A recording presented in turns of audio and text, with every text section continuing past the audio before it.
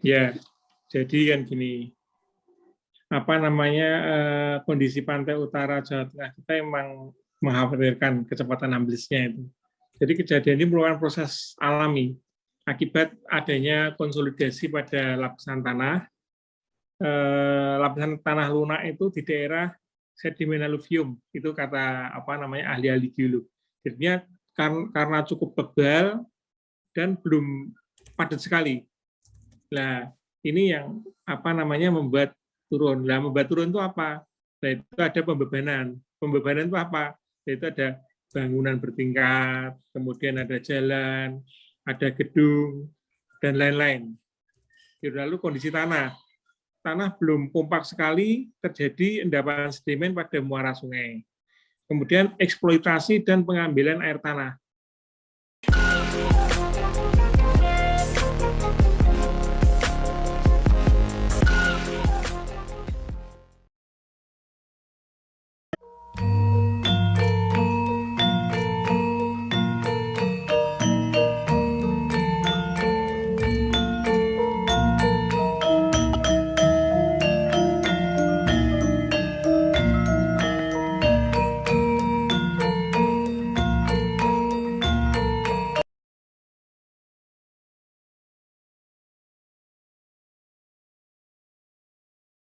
Assalamualaikum warahmatullahi wabarakatuh.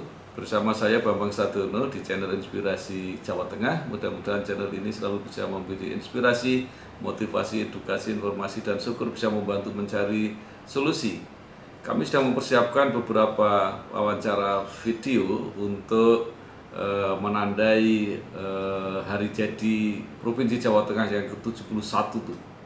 Nah, kami mewawancarai para tokoh untuk memberi makna, memberi saran, harapan terhadap Provinsi Jawa Tengah maupun pada masyarakat Jawa Tengah. Saat ini saya sudah bersama dengan Bapak Dr. Insinyur Haji Alwin Basri, Ketua Komisi D DPRD Provinsi Jawa Tengah. Apa kabar Pak Alwin? Pak Bambang, sehat-sehat selalu nih Pak Bambang. Alhamdulillah. Alhamdulillah. DPRD tetap jalan terus ya. Ya, pokoknya mengawasi semuanya biar semakin sejahtera rakyat Jawa Tengah. Baik, Pak Alwin, dalam suasana peringatan HUT kemerdekaan dan Hari Jadi Jawa Tengah ini ada kabar yang agak mengejutkan mengenai kondisi pantai utara Jawa Tengah yang secara ekstrim dikatakan akan ambles ya, bahkan sampai menjadi pidato resminya Presiden Amerika Joe Biden. Jadi ini menghebohkan dunia. Nah, pertanyaan saya, bagaimana masyarakat Jawa Tengah sendiri menanggapi soal tersebut, Pak Alwin? Ya, jadi kan gini, kondisi pantai utara Jawa Tengah kita emang mengkhawatirkan kecepatan amblesnya itu. Jadi kejadian ini merupakan proses alami akibat adanya konsolidasi pada lapisan tanah. Lapisan tanah lunak itu di daerah sedimen aluvium, itu kata ahli-ahli geolog. Jadinya karena cukup tebal dan belum padat sekali. Nah, ini yang membuat turun. Nah, membuat turun itu apa? Nah, itu ada pembebanan. Pembebanan itu apa? Nah, itu ada bangunan bertingkat, kemudian ada jalan, ada gedung, dan lain-lain. Lalu kondisi tanah. Tanah belum kompak sekali, terjadi endapan sedimen pada muara sungai. Kemudian eksploitasi dan pengambilan air tanah.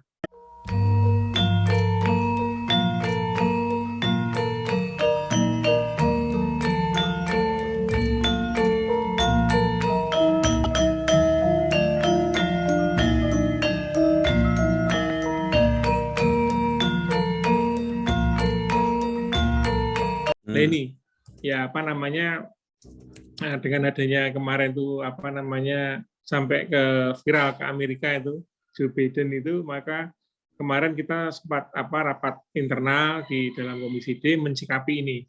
Ya. Karena ini terus terang terjadi di Pantura. Di Pantura itu di mana? Ya di Kota Semarang, Kabupaten Demak, Kota Pekalongan, Kabupaten Pekalongan, ini yang mengalami banjir air laut atau istilahnya disebut ROB.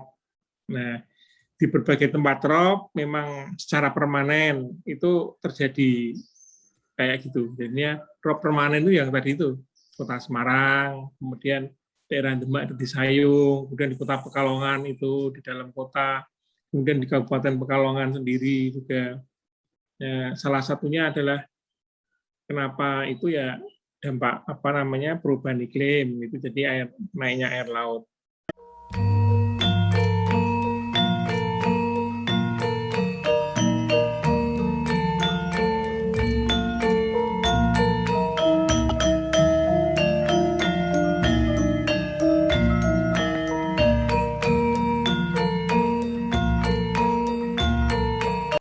Memang penurunannya itu memang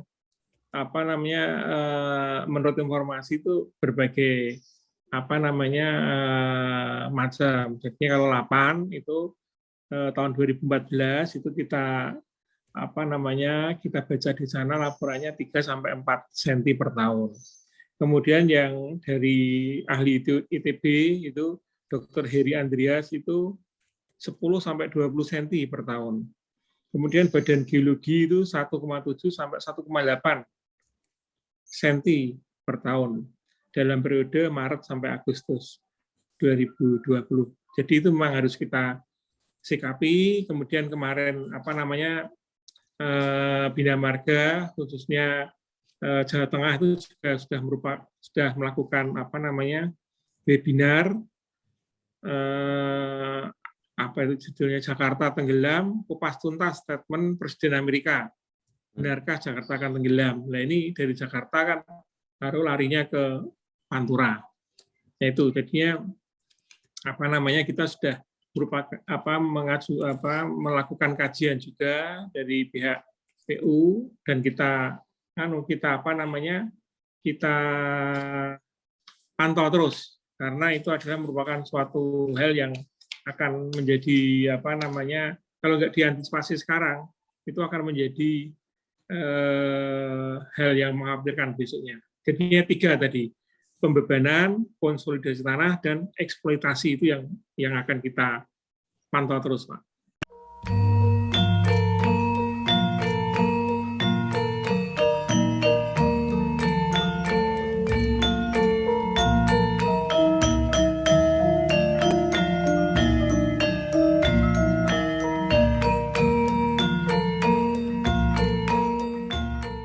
Baik, Pak Alwin, persoalannya kelihatannya sudah jelas ya.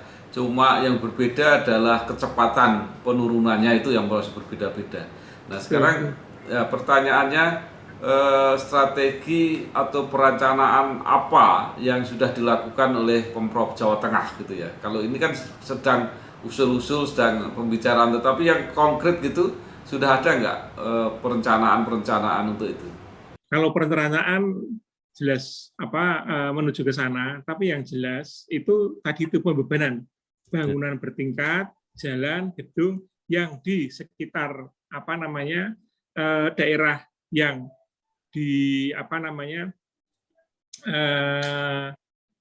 diperkirakan itu akan turun, itu sudah akan dibuat suatu perda, misalnya bukan perda, perwal atau perbuk. Jadinya daerah itu nggak boleh, misalnya untuk beban yang sekian, itu. Kemudian yang paling ekstrim adalah pengambilan air tanah, Pak. Pengambilan air tanah untuk Jawa Tengah itu harus komunikasikan. Makanya di Jawa Tengah kita membuat suatu pemipaan air. Jadinya nanti nggak boleh ngambil air sumur bor langsung ke situ. Makanya harus ada kita buatkan air spam. Jadinya di sekitar nanti di Pantura, di Pekalongan, Brebes, nanti kita buat spam yang hubungannya dengan PDAM. Jadinya untuk sumur dalam atau sumur bor akan izinnya kita kurangi. Intinya Itu yang dari apa namanya, yang dari eksploitasi air tanah. Kemudian yang untuk bangunan-bangunan itu kita bekerja sama dengan kabupaten kota apa namanya untuk supaya tidak boleh melanggar suatu ketentuan tertentu.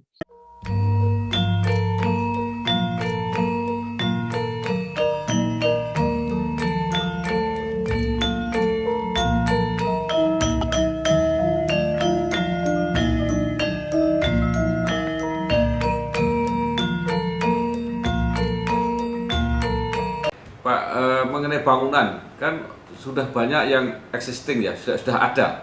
Betul, betul. Mungkin yang bisa dilarang itu yang akan ada. Nah, Betul, sekarang betul. pertanyaannya, bangunan-bangunan yang sudah ada itu apa Pak? Perlu strategi atau pengelolaan khusus gitu? Ya, berarti harus perlu pengelolaan, Pak. Pengelolaan khusus, mungkin apa namanya ada sistem grouting, penyuntikan, kemudian ada apa namanya apa namanya penyusutan, jangan sampai terlalu apa namanya itu dalam penurunannya, kan gitu. Misalnya ini Pak, misalnya dalam penurunan air tanah itu pembebanan timbunan itu apa namanya persentasenya 60%, Pak.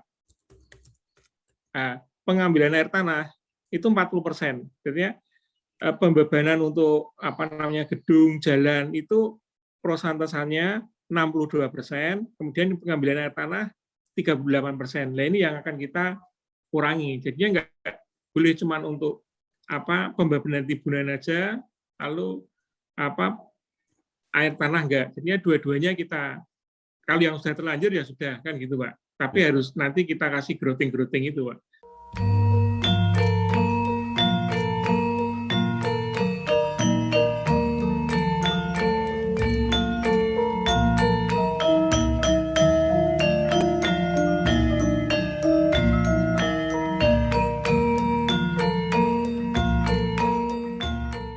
Jadi ini menarik karena memang apa ya dianalisis kebijakan pembangunan kita juga kegiatan perekonomian kita termasuk Pak Alvin kan mengatakan jalan dan sebagainya itu memang bertumpu di pantai utara. Nah kemudian ada yang mengusulkan ini sudah waktunya bergeser ke apa namanya ke selatan, bukan hanya sekedar pemerataan sebenarnya, tetapi ini strategi pengamanan wilayah gitu. Gimana kalau menurut Pak Alvin? Ini apa namanya harusnya itu apa namanya yang utara itu juga demikian, apa namanya yang sudah ada pantura, sudah ada jalur apa utara, sudah ada tol. Kemudian yang selatan juga yang apa namanya sekarang itu desainnya itu dari Bandung ke Cilacap, kemudian dari Cilacap sampai ke Kulon Progo sampai ke Solo. Itu desain sudah jadi. Nah, kalau menurut apa namanya kemarin rapat kita bulan Mei itu sudah apa namanya sudah tinggal mau lelang kan gitu. Dari Bandung ke Cilacap ke Kulon Progo ke bandara itu yang tol. Kemudian ada yang ini apa namanya selatan-selatan itu juga sudah apa namanya sudah tersambung sampai Cilacap kan gitu. Jadi memang kalau memang apa namanya transportasi memang kebanyakan karena ini sekarang tol yang baru jadi itu. Kemudian kita dari Komisi D dengan adanya laporan itu, kemudian kita yang jalan nasional kita usulkan untuk di recycling. Recycling itu apa namanya? Sekarang yang sudah ada, aspal yang sudah ada kita keruk, lalu kerukannya itu kita buat lagi di mix di AMP, di pabrik aspal, dan kita gelar lagi. Kalau yang dulu-dulu kan apa existing lama langsung ditumpangi aja. Nah, ini menambah beban, Pak. Jadi lama-lama tinggi. Nah, dengan sekarang kita yang di Pantura utamanya itu harus kita recycling, kita keruk, lalu kita kita gelar lagi nantinya. Jadinya nggak bebannya nggak tambah gitu, Pak.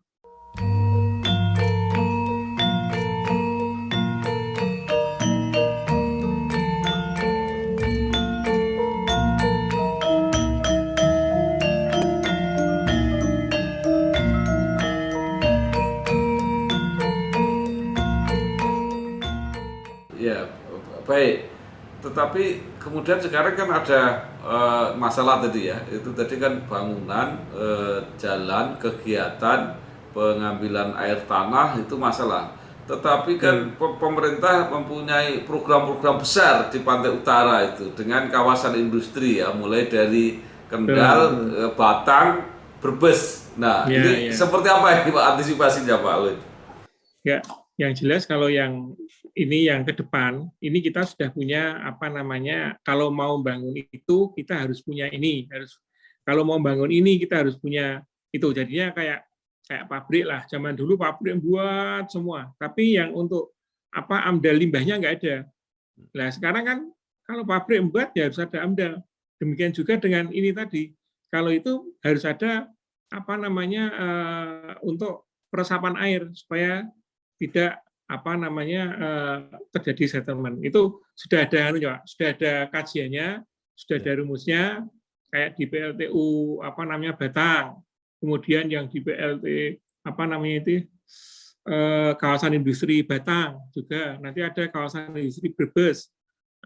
Ini yang di Kendal ini sudah memakai itu, Pak. Sudah memakai suatu rumusan bahwa kalau membangun suatu kawasan industri harus punya ini untuk supaya tidak terjadi penurunan. Itu sudah mulai 5 tahun yang lalu sudah kita anukan. Kalau ini kan karena gara-gara tidak memakai itu, lalu timbul penurunan yang drastis.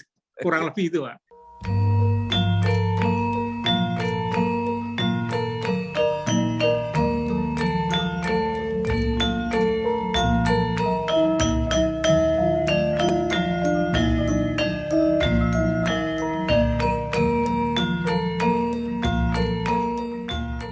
Ya baik, terima kasih.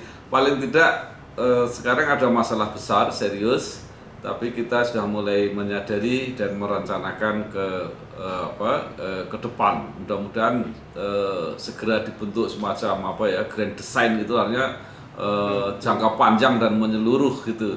Nah ini yang jangka panjang. Nah sekarang saya mau tanya yang masalah-masalah jangka pendek Pak Alwin. Ini dengan pandemi ini kan anggaran-anggaran banyak yang refocusing, artinya yang program-program pembangunan fisik, infrastruktur dan sebagainya kan sebagian apakah dikurangi atau mungkin bahkan dibatalkan karena untuk menangani pandemi. Nah mungkin Pak Alwin bisa jelaskan bagaimana dengan perencanaan pembangunan fisik di Jawa Tengah setelah ada kasus pandemi ini, Pak. Jadi intinya tetap ada itu yang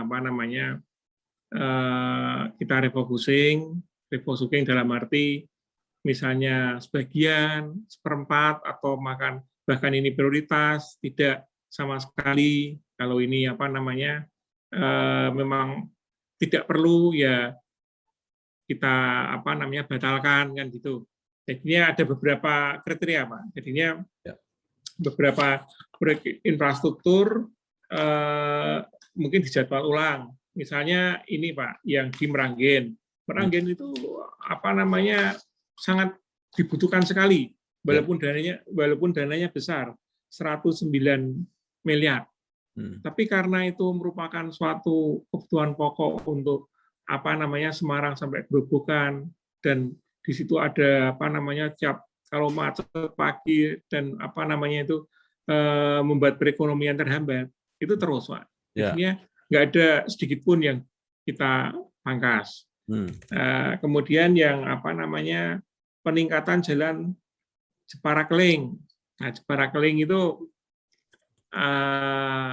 dari kurang lebih 9 miliar, 8,9 kita potong sebagian jadi 5,6 atau 6 lah kan gitu. Nah, Itu memang prosentase 60%. Kemudian Sragen Batu Jamus itu ya kita potong 63%. Dari 9,5 jadi 6 kan gitu. Kemudian yang Surakarta Gemolong Geyer ini DAK karena itu jalannya sempit dan ramai.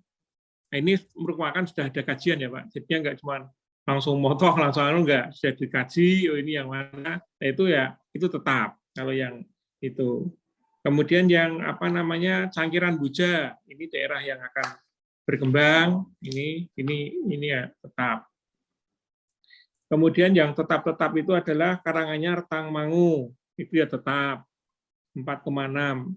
Kemudian yang tetap lagi itu Boyolali Selo itu tetap Blabak. Kemudian Magelang Kaliangkrik itu ya tetap. Rata-rata memang dipotong kurang lebih sekitar 30-40%, Pak.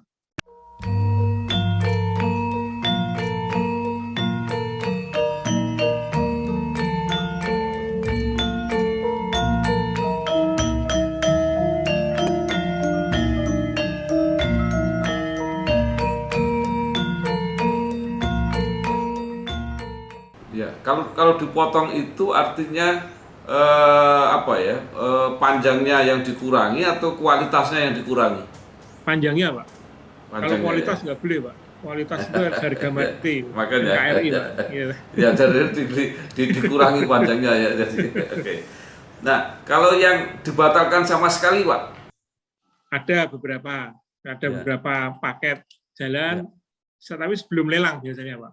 Ya. Kalau yang setelah lelang nggak bisa, Pak. Nanti kasihan rekan-rekan. Artinya gini, kalau bisa diceritakan kan masyarakat yang sudah terlanjur mengharap-harap itu juga biar tahu bahwa ini ditunda atau seperti apa gitu. Enggak, maksudnya gini, ditunda tahun depan. Jadinya enggak dalam arti di drop lalu enggak dianu itu enggak. Jadinya ditunda untuk tahun depan kan gitu, Pak. Intinya. Ya.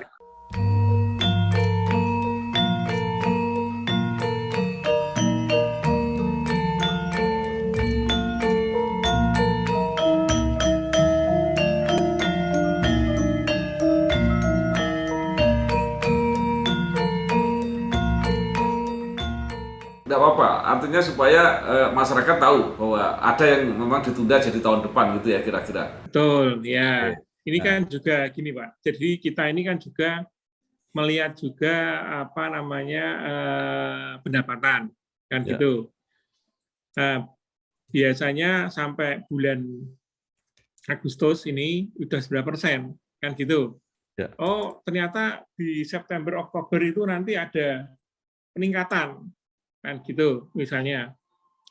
Kalau ada peningkatan berarti ada beberapa yang harusnya kita nggak jadi akhirnya jadi, misalnya salah satu tahun 2020 Pak, tahun kemarin itu kita di Agustus ternyata ada kenaikan nggak pendapatan. Di Semarang itu kalau Pak Bambang Sadono tahu yang di Jembatan Merah itu di Sekaran itu hampir kita tunda tahun ini 2021. Nah, lalu kita bilang sama PU Semarang gimana? Bisa nggak ini dalam waktu Oktober September oke, Oktober lelang, kemudian kamu dalam waktu 2 bulan selesai. Oh, bisa. Ya akhirnya selesai. Walaupun ada kurang sana sini. Nah, ini last minute nanti kita Mas bilang, oh ini yang ditureti ternyata nanti ada pendapatan masuk nanti kan gitu.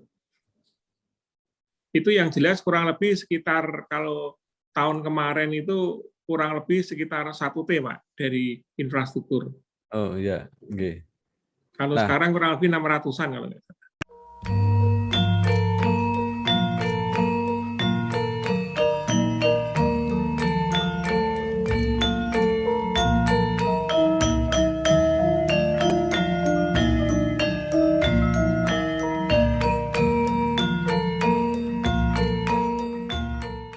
Itu salah satu juga yang mungkin banyak ditunggu orang adalah pembangunan gedung DPRD. Itu termasuk di jadwal ulang atau seperti apa?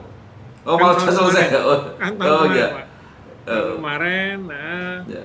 ini kan sudah topping, sudah selesai. Mungkin yang ditunda ya mungkin yang interiornya mungkin. Tapi kalau yang apa namanya fisiknya sudah selesai.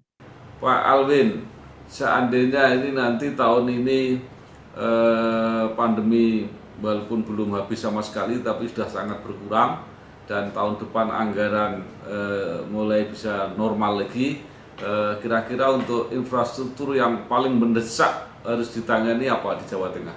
Wah, ini banyak ini daerahnya Pak Bang Sadono sana itu.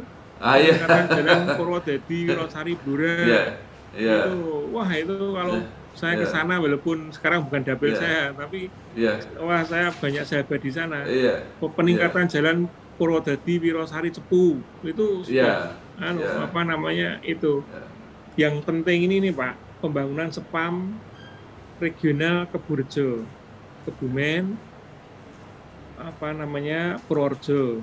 Itu penting karena kemudian pembangunan spam Dadi Muria, Grobogan, Kudus, Pati. Itu kan untuk apa namanya mereka tidak membuat sumur-sumur dalam.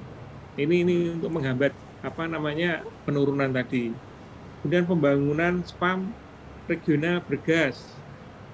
Ini Brebes sana. Nah, ini yang saya begitu ada ini yang saya kan spam ini yang apa namanya karena spam itu kan mengambil dari air baku dari sungai kemudian dialihkan ke itu ke apa namanya PDAM itu. Nah, yang lainnya lagi adalah pembangunan Masjid Agung Jawa Tengah di Kabupaten Magelang. Itu kalau saya juga penting. Lalu ada tambahan flyover Meranggen itu juga kan dananya masih kurang, itu nanti ya kurang sedikit lah kita lakukan. Kemudian peningkatan jalan Semarang Purwodadi karena sekarang Semarang Purwodadi itu truk-truk itu buahnya pada lewat Semarang Purwodadi lalu yang ke Surabaya ya, Semarang Purwodadi langsung ke Wirosari turun langsung ke Padangan sana Pak. Iya. Itu yang apa namanya makanya saya sama teman-teman Komisi D ini gimana caranya tol paling enggak desain apa namanya Demak ke Gresik itu harus sudah jadi, paling enggak desainnya dulu Pak. Kalau Pak Menteri Pak Basuki janji katanya 2024 sudah harus mulai Demak sampai apa namanya Gresik. Kalau sekarang itu kan tol atau jalan biasa Pak? Tol. Demak, kalau ini kan tol, sekarang ya? sudah jalan ini. Sudah jalan 2024 selesai sampai apa arteri Demak kan gitu.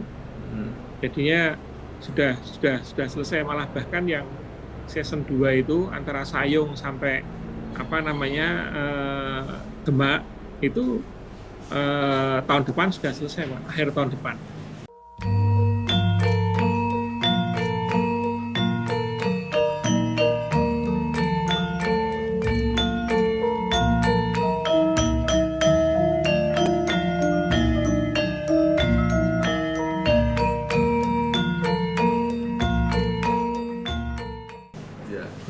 Gitu. Ya, baik Pak Alwin.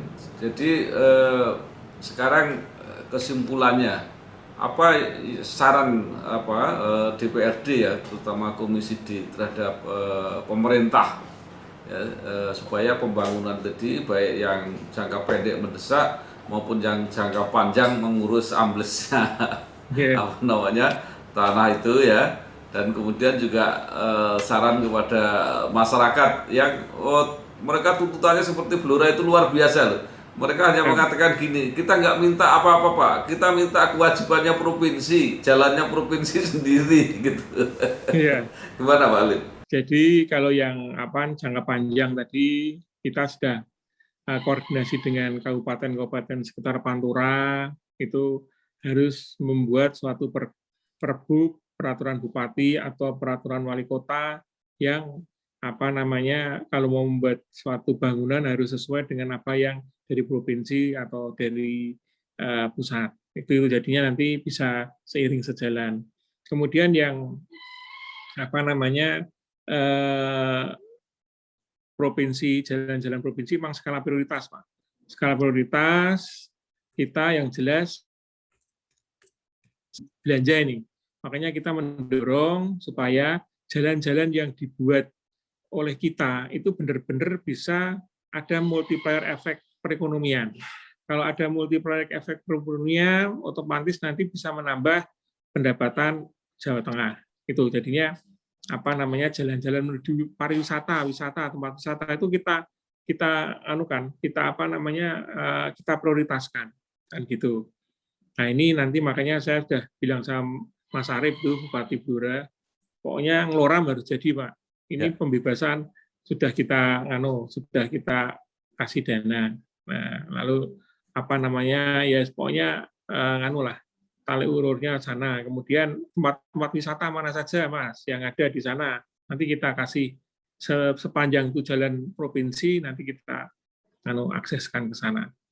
Itu. Karena Blora itu ya termasuk termasuk klasik juga. Dari 100% itu 3/4 itu katanya tanah perhutani katanya. Yang kabupaten cuma 1/4.